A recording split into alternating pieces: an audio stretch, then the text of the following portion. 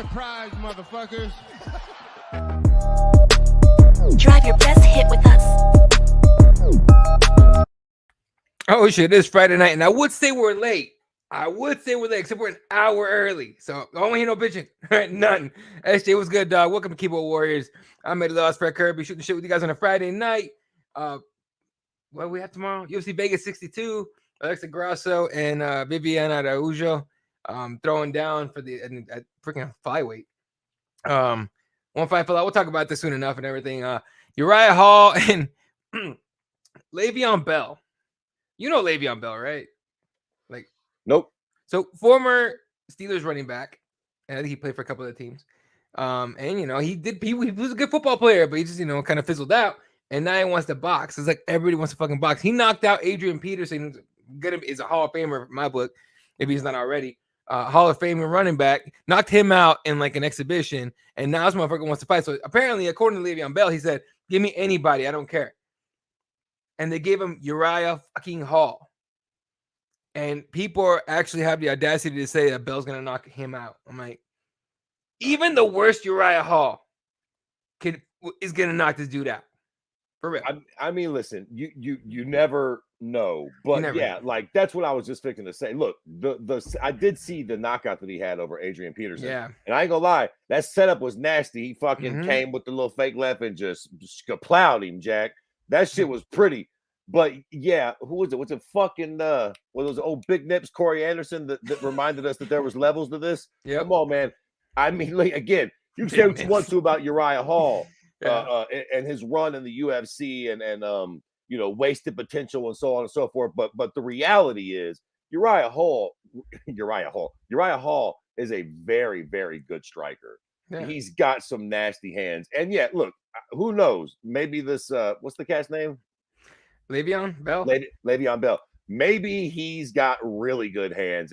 But the truth, and again, the reality is, knocking out Adrian Peterson, no matter how pretty that was, doesn't tell us shit. Even if he does come out and knock out Uriah Hall, nobody saw that coming. Again, don't fucking say you did. All you fucking shit weasels out there, they're like, he's going to knock out Uriah Hall.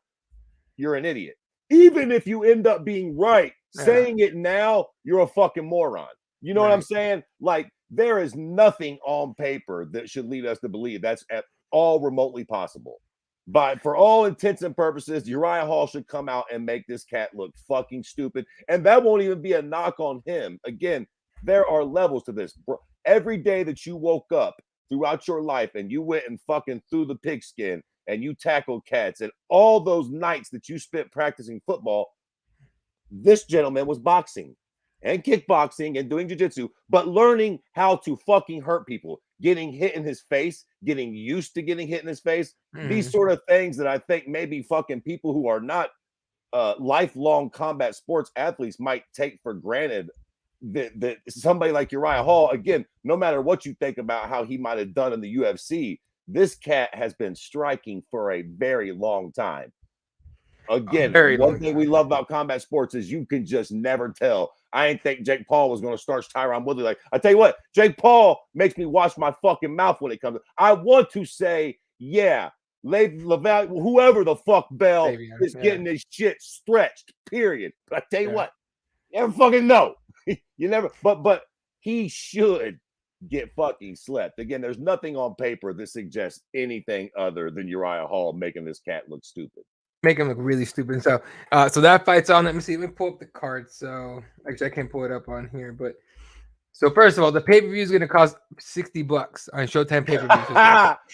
On your mama, ain't nobody paying $60 for this. Now listen, make no mistake about it. We're all going to watch. I mean, I don't want to get on a rant here, but we don't got a whole lot fucked up.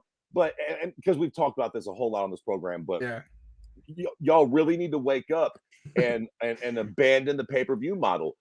Try to get that money in endorsements while you can, because again, the writing's on the wall, bro. Like, this shit, it might be slow rolling, but eventually y'all ain't gonna get no money for pay-per-views because they're just too goddamn easy to stream. I mean, again, I ain't Brendan Schaub, so I ain't shutting nobody out and I ain't fucking snitching on myself, but I'm just saying, I've never streamed nothing for a long time because I'm fucking illiterate when it comes to computers. I'm an old, goofy, stupid shit weasel from the fucking 90s, and I've been slow to adapt myself to this shit. Yeah. It's fucking easy now. Full disclosure. I fucking accidentally come across links on Twitter. Motherfuckers be just tweeting them out. Hashtag Bro. 280. You hit that button, it pops up, and fucking on accident, you can fuck around and get a stream, a link to a stream to this shit. So real. like bringing it around to the Anderson Silva Jake Paul fight, like as fun as all this shit is, man, these cats got to wake up with these pay-per-view prices. Like we're all going to watch this fight. You're going to get the numbers. Just put it somewhere for free and then get y'all's money and endorsements because you're going to get the eyeballs. We want to watch, but ain't nobody paying. I mean, a few might, but real talk. Like again, okay, so let's have some fun here. Yeah. Interesting fight, right? Jake Paul, very polarizing figure. Anderson Silva, the fucking king. We just had a nice little debate about fucking is that the co-main even, or is that just on the other card? So here's the card. This is just the main card. I don't know what the undercard is going to look like, but the main event, Jake Paul, Anderson Silva. They don't tell you what the co-main event is, but there's 4 fights under that fight.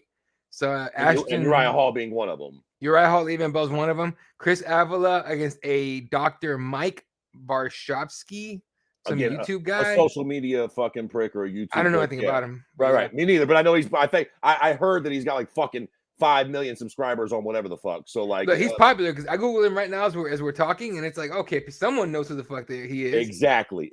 So hold on, just before we get, I want to ask you 2 distinct questions. A, how many pay-per-views do you think this card will sell?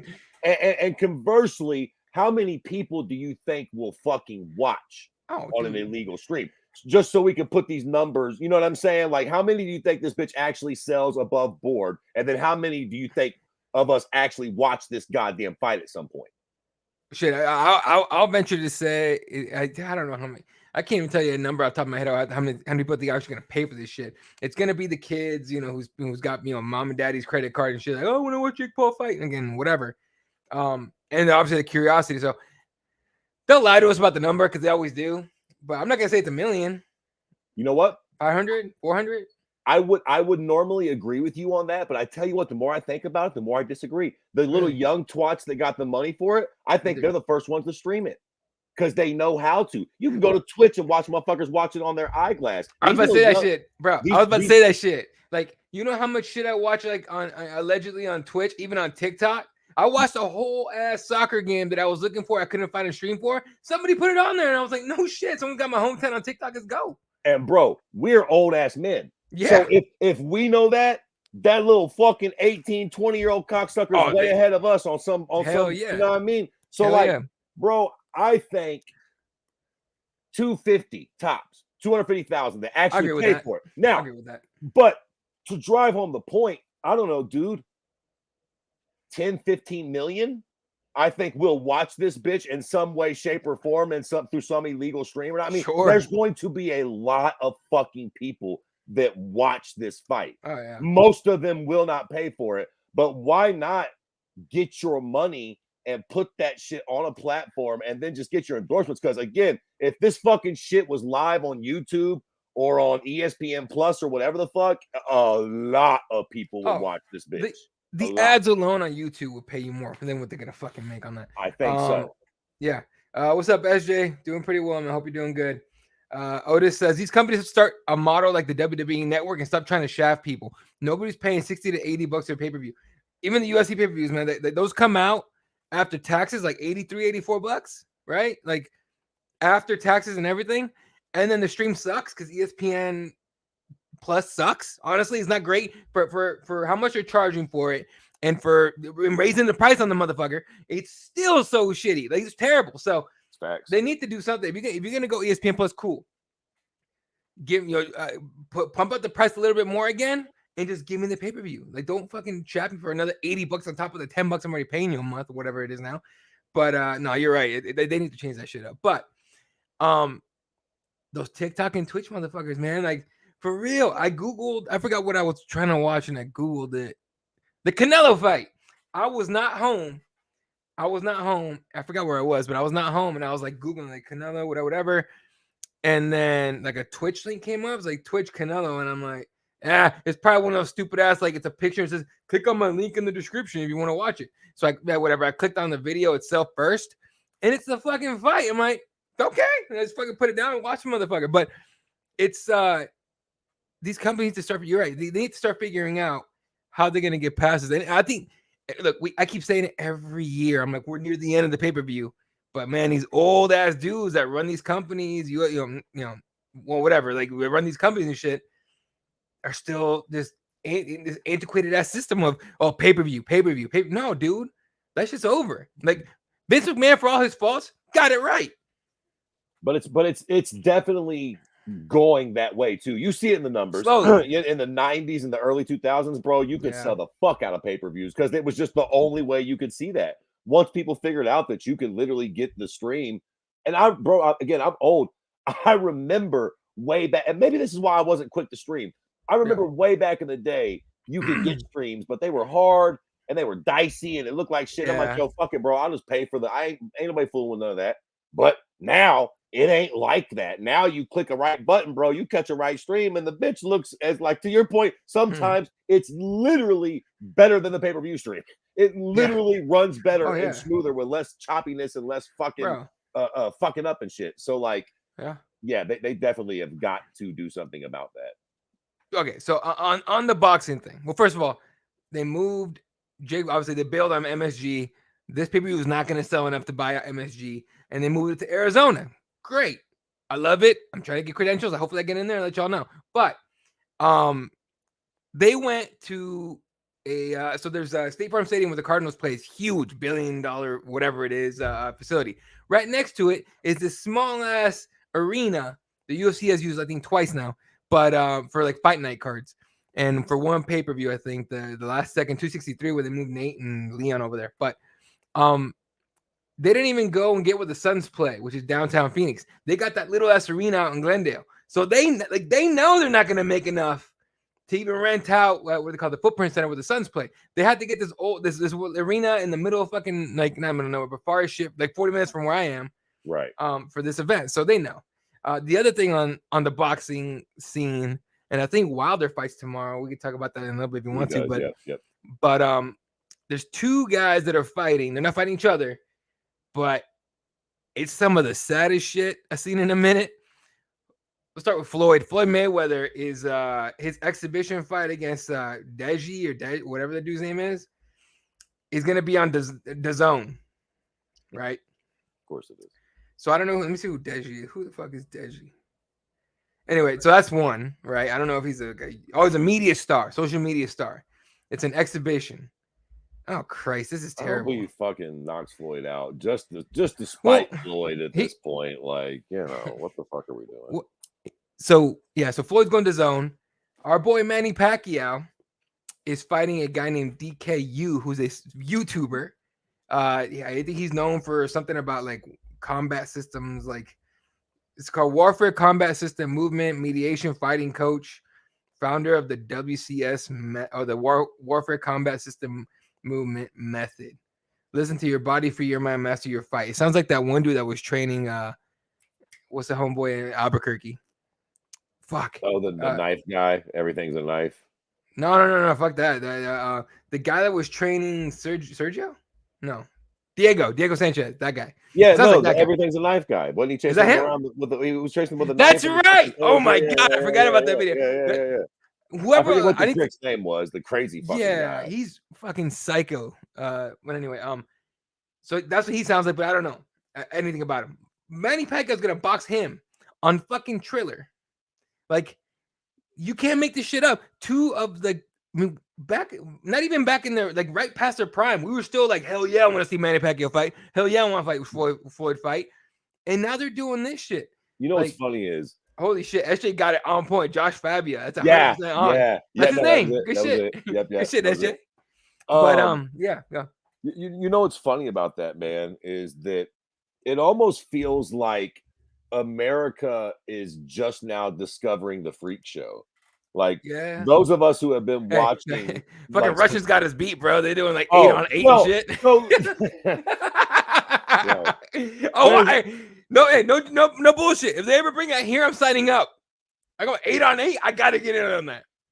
Okay, there's a fine line. I was gonna say, Yeah. like, if you've been watching fucking Pride, like Yeah. you would recall, Yeah. but there's also a fucking. I have seen some of these Russian fucking some of the shit that they do in Russia, the tag team shit, the group shit. There's like a fucking parkour one where they're jumping through courses and over fucking obstacles. They were I'm gonna doing Google that. fucking jiu-jitsu in a car, The like car ones in are literally. wild. Excuse me. Yeah, you're good. They were fucking doing jiu-jitsu in a car. I mean, the Russians, Ew. they did that was where they had the medieval knight shit, like dudes fighting in full-on medieval knight gear and shit like that. Yeah. M1 Global was doing that shit for a while. Yeah. Russia is fucking insane. So, but Pride used to do freak shows right. Pride did fucking, Fedor versus fucking Zulu, the big fucking huge fucking African guy. Then they did him versus Hungman Choi. They had fucking Crow Cop fighting that fucking Daskars prick who was like, this really, fucking like the Hulk Hogan of fucking like Mexican fucking, wrestling and shit, like a really big star. Like they were doing this freak show shit a long fucking time ago and really doing pretty fucking big numbers, quite frankly, huge numbers. Bob Sapp was essentially a freak show in the very beginning of his fucking career. He was just this big, huge fucking dude just beating the shit out of these fucking actual fighters like Minotauro Nogueira and shit. Yeah. It's like in America, we're just now being like, yo, wait a minute. You guys are really like pay millions of fucking dollars to actually see some of this shit. Like some of this shit actually fucking sells really well. And I think it's like it's funny that America seems like they're just now sort of starting to understand that. Right. And but it's just the guys that are involved. It's the saddest shit I ever seen, man. And it's just bad. And like I'm not gonna watch Manny's fight. I'm not gonna watch Floyd's fight. I don't care. But like it just sucks to see it. Oh shit, our boy out of Boston. How you doing, man? Is in the granite. He does his show. He has his own show too. So I fucking catch it whenever it pops up. But like, bro, you always do that shit in like the middle of the night sometimes. Like, goddamn.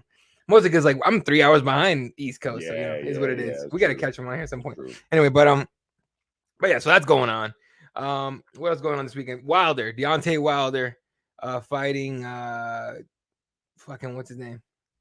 It's a former training partner. It's not a very high ranked guy. Let's be honest. I mean, we're not exactly boxing aficionados on this fucking podcast, but I think the general consensus is this is the bounce back fight for Deontay. This is a former training partner of his who's also 6'7", who can crack, who is probably a bit of a better boxer than Deontay, from what I understand of how the breakdown has been going. But I mean, listen, Deontay's I think a negative 800 or some shit like that as far as like the odds go. General consensus is this is the fight to sort of get Deontay back on the right track. And I will say this fight is interesting because I do think that it's a fight for Deontay to come back and get an impressive knockout performance and sort of get the losses to Tyson Fury out of our mouths a little bit, being Deontay fans. And now that Alexander Usyk is there and the Fury fight is lagging and shit, I tell you what, if Deontay can come out and do what he does and shoot his mouth off a little bit, I don't know exactly what Tyson Fury's doing or what the holdup for this fucking Usyk fight is, but Deontay can fuck around and slide right in there, right under Tyson's fucking nose. A fourth fight? Boxing, well, no.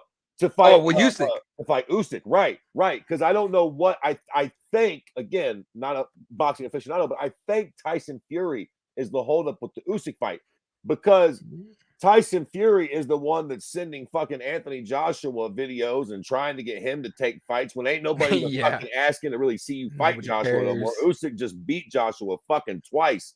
So it's like, fight Usyk or fuck off. And now Tyson Fury's apparently fighting, I don't know, some fucking random dick that he's fought 2 other times or some shit like that way earlier in his career that nobody gives 2 flying fucks about. I think maybe Usyk is waiting for some reason. I don't know exactly why. So I'm saying all this to say that if Deontay has an impressive performance and he's willing to maybe bend a little bit where Tyson might not be able to, because of how fucked up boxing's infrastructure is, Deontay might fuck around and slide in there and get that fight with Usyk.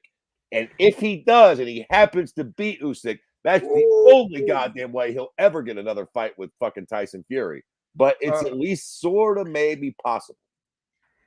And granted, our boy out of Boston, my schedule's crazy this past year. He goes, Usyk camp said no to Fury in December. Wonder why.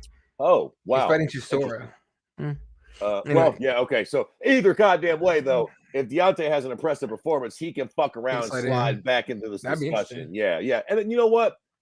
With Fury, I kind of get it, but there's this real sort of nasty notion in boxing that, like, if you lose once, piss on you, you're no good. Yeah. When you've got guys like Fury and even Anthony Joshua, right now, heavyweight boxing is really fun. And I don't think we should fucking make guys feel like they need to retire if they lose once or twice. Let these fucking guys fight each other. It seems very much like Tyson is the best right now, but he needs to fight Usyk.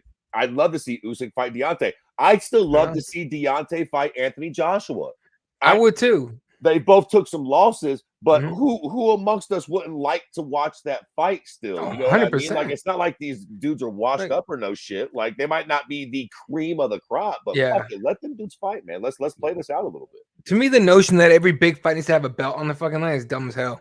Like, just give me a great fucking fight as a main event. Even in the UFC, I don't need a goddamn belt. Give me a dope ass fight as a main event, and boom, we're cooking. And you know, as much as Dana White's like, oh, boxing sucks and all that shit, and they're overpaid and everything, they're heading that way too. So fuck, I don't know what the hell they want to do with that. Fury versus Usyk to unify the belts. That's a whole idea. So that's the plan. Like, right? I think that's what we all want. What the fuck? Fury because Usyk the middleweight. Jesus. Speaking of weight, he's a small heavyweight for sure. Small. Yeah, he's small. Yeah. He looks funny as hell. He looks like a video game character, honestly. But that's also what makes this fight compelling. Because, I mean, fuck, Tyson's fought big men, big punchers like Deontay. Usyk's a smaller, more creative striker and puncher and shit. So I think that's what makes that. I still think that Tyson would be heavily favored in that fight, and I think he wins it. He should. But at least it's a different look for Tyson. That's what makes that fight compelling. And the little cocksucker's proved to be very good. He's undefeated. He's beat Joshua twice. He outboxed the shit out of Joshua, and Joshua was fucking pissed after the fight about twice. 24 fucking rounds he had to do that. Like, that wasn't, at this point, you got to admit he's a better boxer. It's sort of like with Tyson and Deontay. I love Deontay, but it fucking is what it is at this point. You got to give it. Tyson's the better boxer. What's up, Bowie? So on weight, speaking of weight, Deontay Wilder. So homeboy, what's his name? Robert Helenius came in at 253. Okay. Today. Deontay Wilder, 214. He was like 230 something when he fought Fury like a year ago. Like, I'm wondering if he's like not gonna try to knock this guy out. He might just actually box him, because that's what they say about Wilder. Is it's like throw him heavy hands to knock dudes out. You're a little lighter, you move a little quicker. I wonder if he's actually gonna try and show that he's got some boxing. Speaking for myself, I hope not. I want to see a knockout. I don't think that Deontay is a great boxer. No. I think he's one of the best boxers of our generation overall, considering he has just, fight-altering power. So, like, I mean, what is he? He's lost, like, fucking, a couple times the fucking Tyson Fury? That's, like, it? 2 or 3 times? Like, he's knocked out everybody else he's ever fought. And let's say at least half of those guys were better boxers than Deontay, but you can outbox him for 9 rounds. I mean, Fury almost found out in that first fight. He thunder strikes you one time, and that's all he has to get. That's a different fucking level of shit there, man. Different 100%. Level of power. 100%. All right. AJ's getting us back to fucking MMA. And let me pull up this question. Actually, asked, how do you guys think Cub will do tomorrow night at 135? So this is his first fight at 35. When he weighed in, he looked, like he weighed in for 135 for a guy that's been 145 his entire career, basically. That's going to be a rough fight for him. He's fighting Jonathan Martinez, who's a natural 135er, who's much younger, who is just as skilled, I think, as Cub. So, it's going to be a tough fight there, SJ. It's going to be a tough fight for Cub. And Jonathan Martinez respects Cub, and you can tell, but he's not putting him on a pedestal. So he's not going to be like legend shocked or anything. I mean, we'll see. I don't love his age. I don't either. To be making this much of a cut for the first time at this point in his fucking career. I don't really love any of that. But I mean, Jose did it relatively well towards the tail end of his career and stuff. So I suppose I'll reserve my judgments to see how he performs. Mhm. I don't have great feelings about it, just considering again, he's got there's a little bit of tread worn off on the tires and he's fucking pushing 40. I don't know. I didn't hear that he looked horrible on the scale, so like maybe the weight cut didn't go to I mean he doesn't look terrible. Yeah. But I don't know. I guess we'll see. We'll see. And the other thing about him though is that he did say it was a really hard cut. Like he was quoted as saying that. So when I read that, I was like, oh shit, bro. Like he doesn't look great though, actually. He doesn't. He don't look horrible, but he doesn't look fantastic either, to be fair. No. He does look like he's been suffering a bit of a drug addiction. Yeah. Which clearly he has not, to be fair. So that would be the point. He's sort of he looks like he's midway through a bad fucking little Fenty episode there. So he doesn't exactly look great. I mean, I've seen worse. He's not exactly in James Irvin territory here, but he doesn't look fucking great. Last time I saw someone move down and look like physically like this was TJ going on 125, and that was a bad look for that dude. So, bro, let me tell you something, man. I didn't really realize how fucked people used to look on the scale until I would look at old pictures of Connor. For real, at 45? I didn't realize during like the time when he was making it, I didn't realize how bad he looked until people would do like a before and after with him at like 70 and then him at 45. And it was like, Jesus Christ. I'm surprised he could do anything at featherweight. He looks fucked. So to be fair, who fucking knows? Cub don't look great, but fuck, he might come out and fucking look fantastic in the actual fight tomorrow. What the fuck? Who knows? Look at this shit, dude. That's insane. Like, that literally doesn't even look like the same dude. 170. Yeah. 145. That's wild, man. That's not even the same. That's not the same human being, dude. No, that's crazy, man. Not the same human being at all. That's what's crazy is that's the dude that had the most impressive performances. Yeah, 100%. Actually, I was about to talk mention that. You guys see the press conference where Cub and his team had his teammate answering questions for him? It was weird. It was media day was Wednesday. So everyone, well, not everyone, but it depends on the card whether you get a full media room or not. But he had his teammate answering questions for him. Cub didn't say a word. Now, some people were saying like, "Oh, the weight cut must be hard." Like, he's got cotton mouth. I really doubt that. I'm sure he got cotton mouth, but that's not why he don't talk. He's probably just pissed off and irritated. But it also could be like it was probably just a joke because dude was laughing the whole time. Not Cub. Cub was like kind of smiling a little bit. His teammate was laughing the whole time answering his questions. It's like anger translated. That's basically what happened. So it was weird, and I think they would have done well to explain what the fuck they were doing, and then we would have laughed a little bit.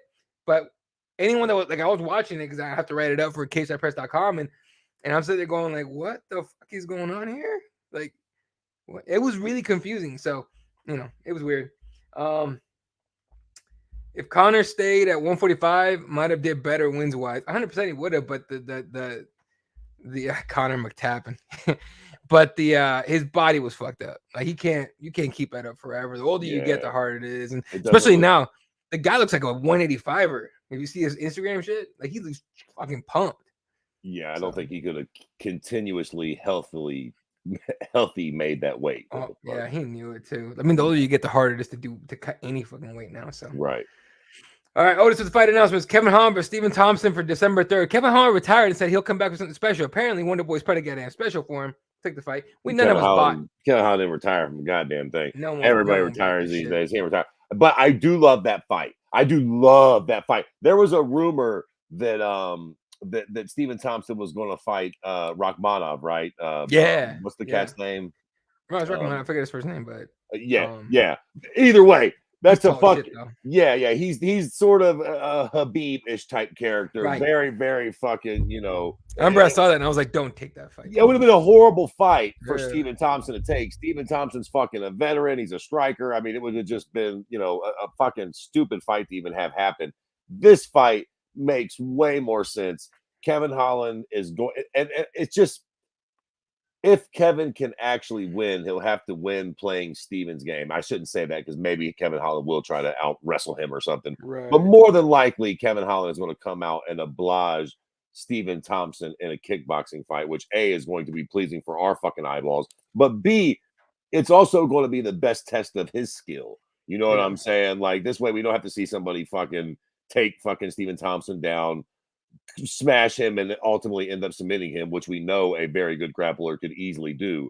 But outstriking Stephen Thompson on the feet is a lot harder of a task to do, and that's exactly what Kevin Holland's going to attempt to do here. So, way better fight, makes way more sense. Great fight for both guys. Fucking love this fight. Love it. No, it's a good one. It's a good one, and I'm definitely looking forward to that one. Here's another one I'm definitely looking forward to, especially coming off one of these guys is that last fight. Johnny Walker, Paul Craig, January 21st. I think that's the Rio card, I think, or the Brazil card, wherever that's gonna be.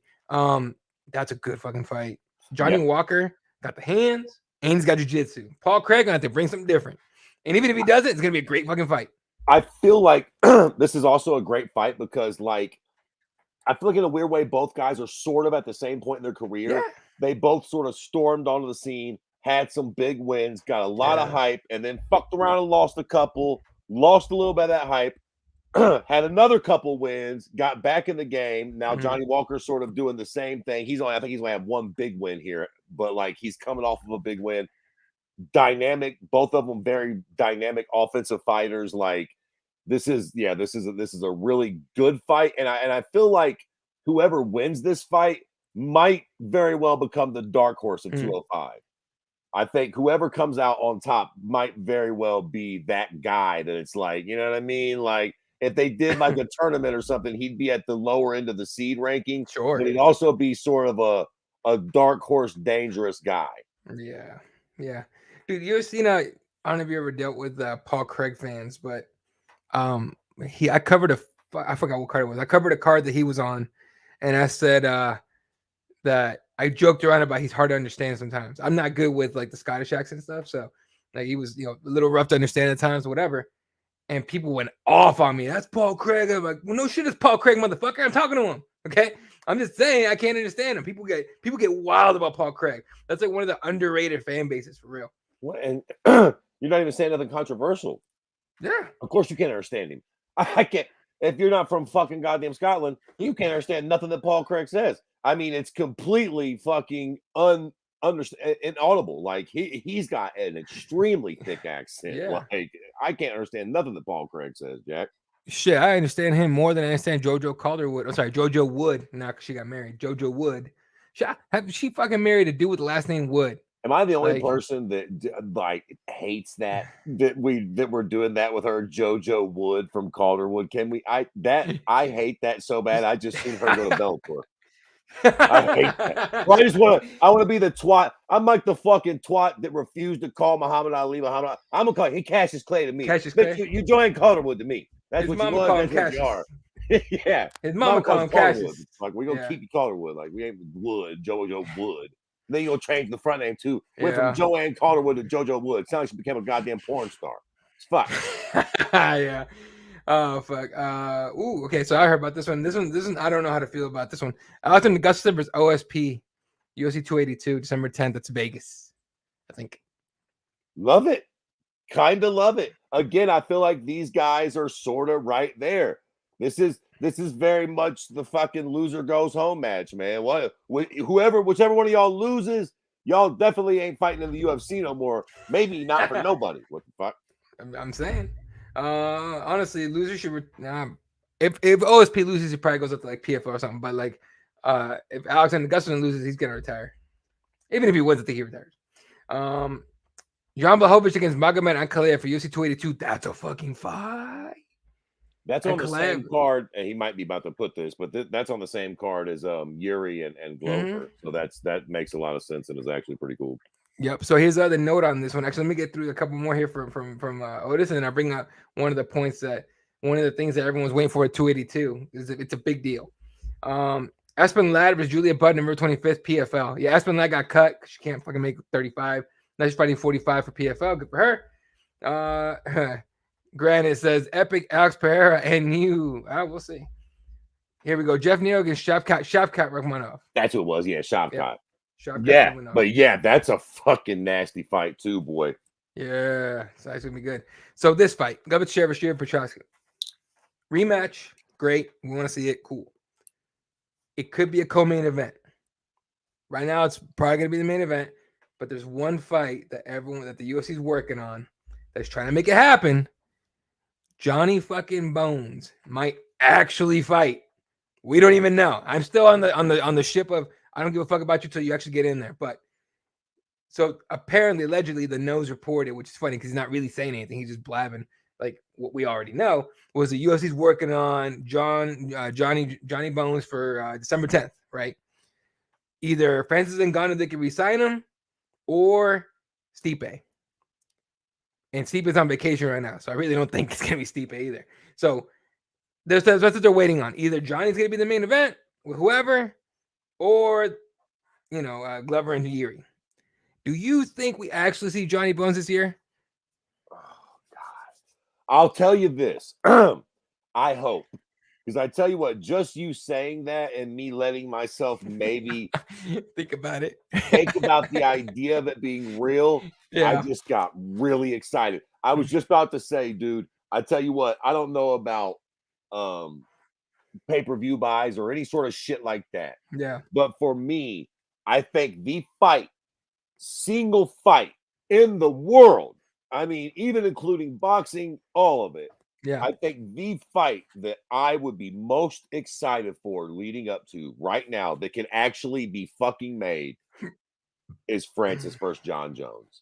If that fight actually got done and it was happening, I really can't explain my fucking excitement level for something like that. Like, and as much of a shit rat as John is, I was in that brief moment that you were talking, a lot happened in my head. The fight happened, it signed, it happened, and I was seeing John get starched, and I was like, I don't fuck, I'm blown. I don't know if it was like before we went live or if since we've been on the podcast, but we were saying just recently that I think it was before we went live. We were saying that we don't really like fighters anymore. Like all of our favorite fighters are done. BJ's done. The Diaz brothers are pretty much done. So you're not emotionally attached anymore. Yeah. I think I might have to take it back. With Johnny? I think I'm attached to John, man, because I was thinking about John losing. I'm like, man, that would kind of bum me out because, well, the thing is, listen, again, all bullshit aside, John is a bit of a shit rat as a human being. We don't really endorse him as a role model for our children, but in the sport, in the combat realm, in unarmed combat, as Conor McGregor would say, he's the fucking GOAT, man. He's our LeBron James. He's our Michael Jordan. And for all you twats with the picograms, fucking so what, man? Everybody's on fucking steroids. Nate told you that a long time ago. Just fucking, he wasn't jiving. So with that being said, everybody's on steroids. We ain't about to hold that against him for this conversation. We're going to we're going to turn a goddamn blind eye to it like they do in football and basketball and every fucking goddamn sport. It is what it fucking is. John's the fucking GOAT. And he's about to go up to heavyweight. And again, as much as you like the little guys and pound for pound this and pound for pound that, the reality is the baddest man walking this planet is the motherfucker wearing the UFC heavyweight champion belt. Regardless of weight division, anything, that y'all go out in the fucking parking lot, that guy is the guy that comes out on top in the whole fucking world.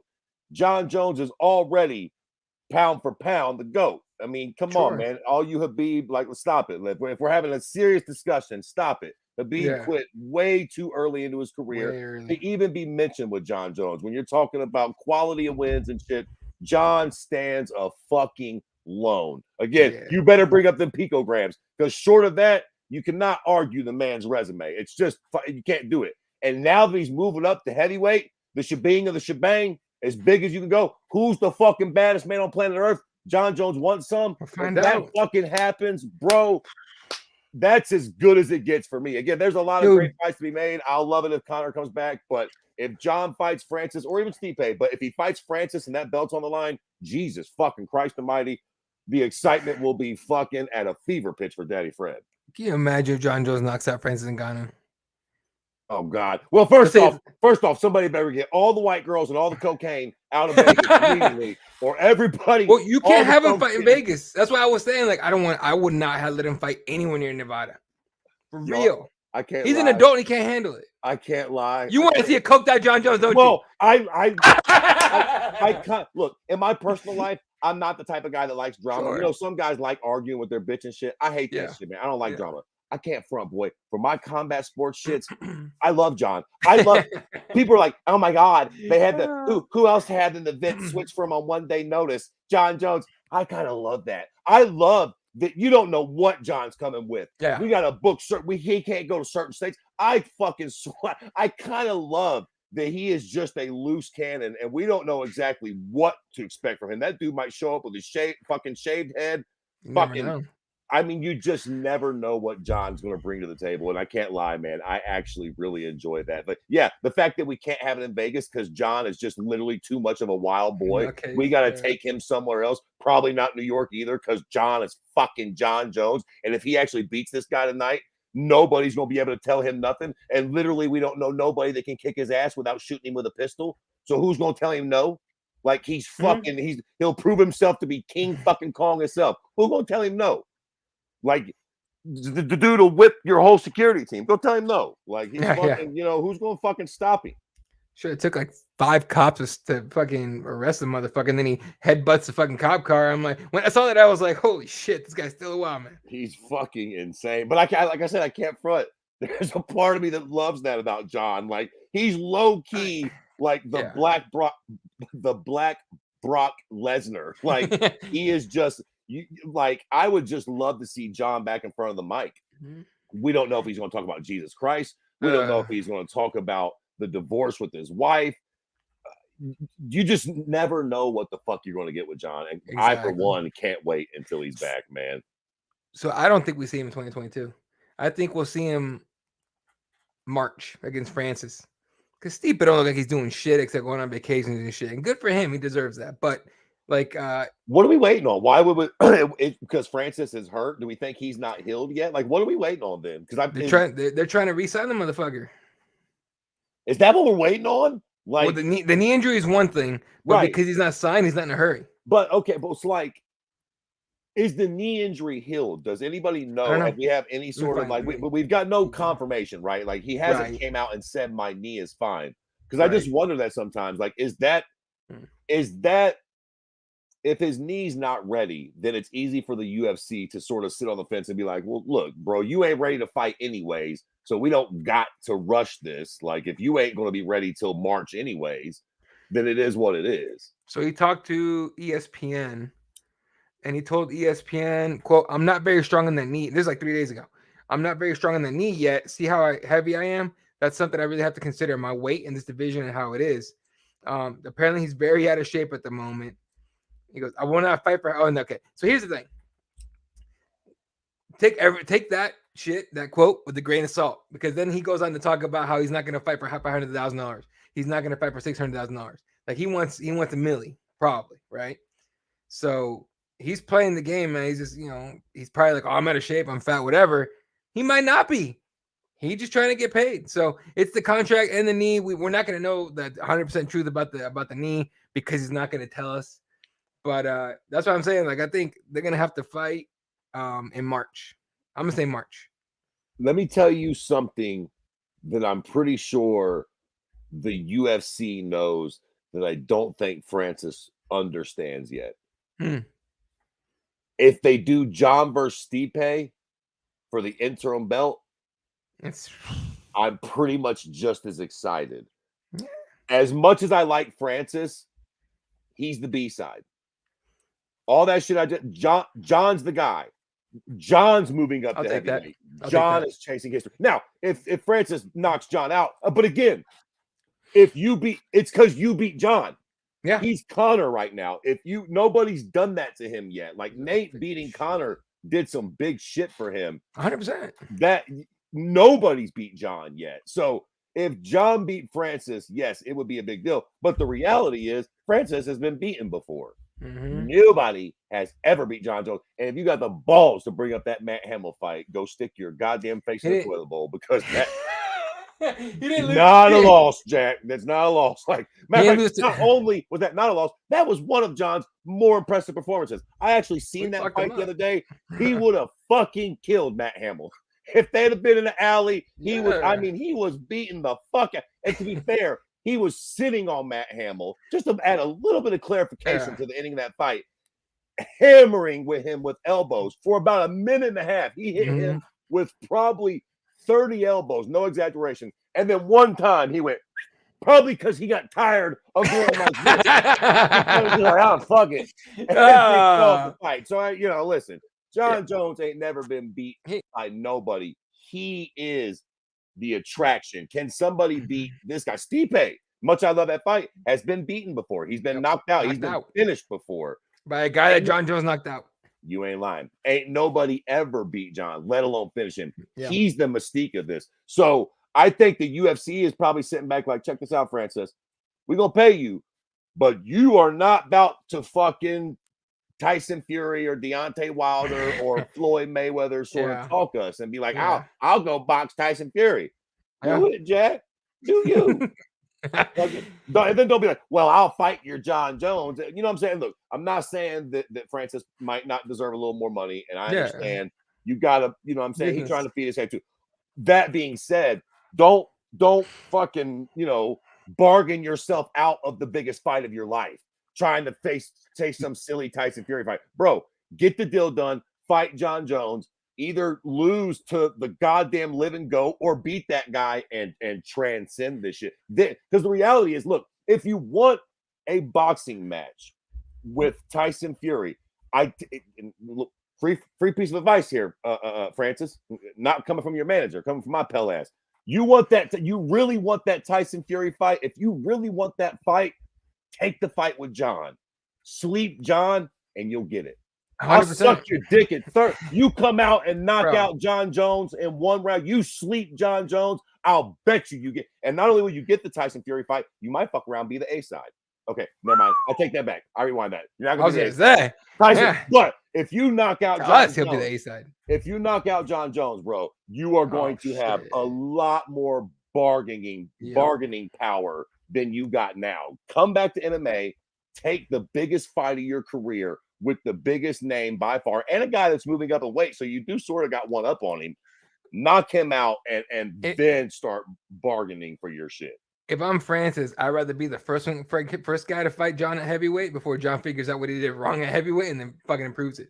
Because John's that good. He's good at fixing mistakes. Not personal mistakes, but like fighting mistakes. Real quick, I saw one of my boys is here. Oh, Farzan, what's up, boy?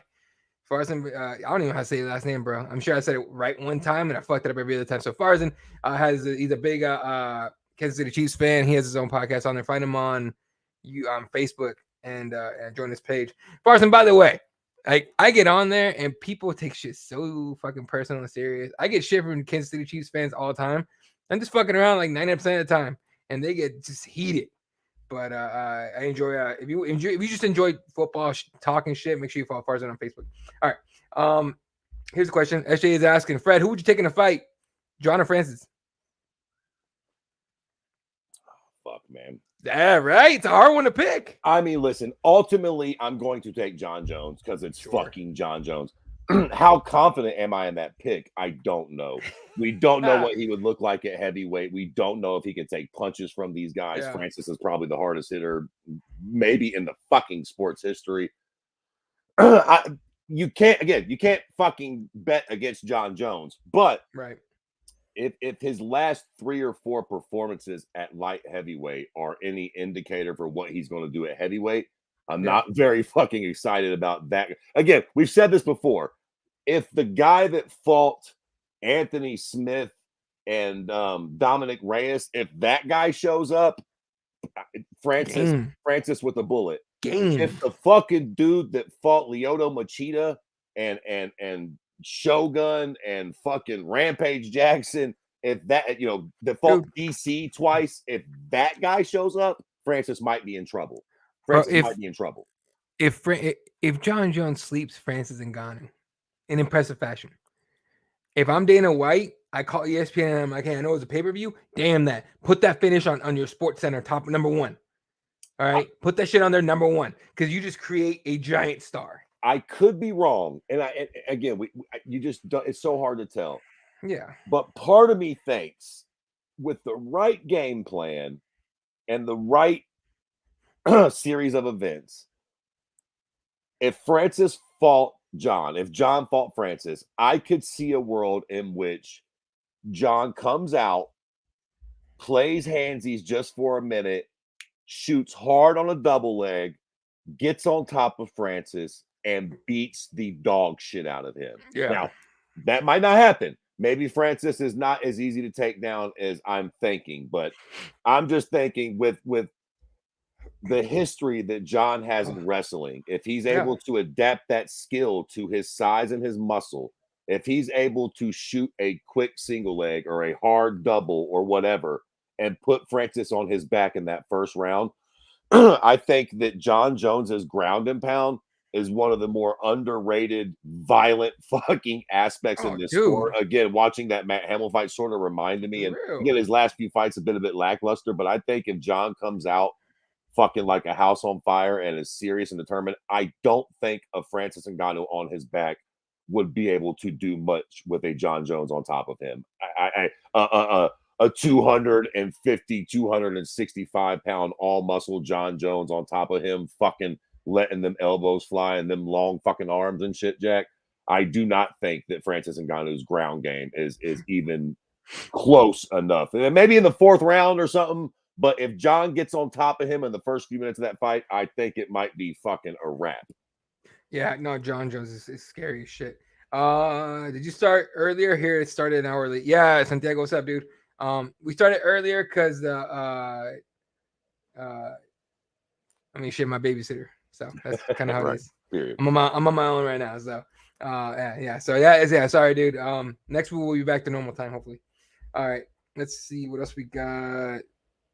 And Grant says agreed. March. I'm saying. What else we got? Francis. If Francis if Francis ain't KOing John Jones, no one is. You're probably right. Shit. Well, here's the thing. You got to hit him. John's hittable. He's hittable, but he's also pretty good at sort of rolling with the punches. He doesn't really get hit flesh on very often. You can touch him, but you know, you gotta be creative to really land the good one. Now, to be fair, all Francis has got to do is sort of touch you again. That's what makes that fucking fight so compelling. But to be fair, even a Stipe fight, just heavyweights in general, Stipe can fucking crack too. Like any of those guys are going to be a really stern test for John Jones to see what he's going to ultimately be able to do at heavyweight. Right. No, 100%.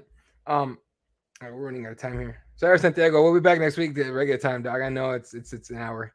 Because we got to go. We're out of time here. Let's talk about real quick on the UFC this weekend. Just very fast because it's not the most stacked card, but it's the first one after taking the week off last week. And then this week is not going to be a Mark Zuckerberg card. So, although we did find out that the reason for that, I think you and I talked about that, was because they're trying to do a metaverse fight. So, that's why he was there. Although it was just weird that they just closed the whole place off for one fucking dude. But you know, Facebook. All right, Saturday.